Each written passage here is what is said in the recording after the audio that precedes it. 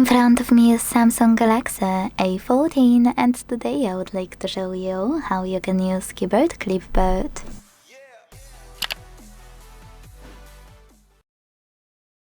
Start by launching your keyboard.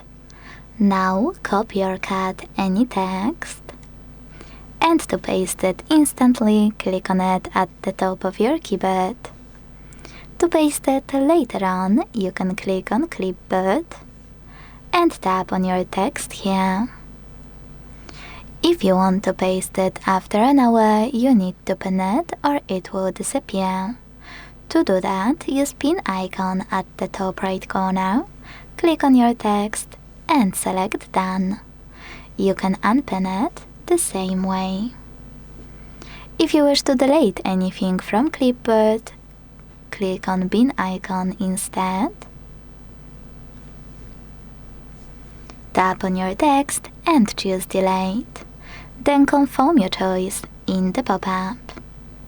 If you wish to delete anything on the go, you can also use this button at the bottom right corner instead of going back to standard keyboard.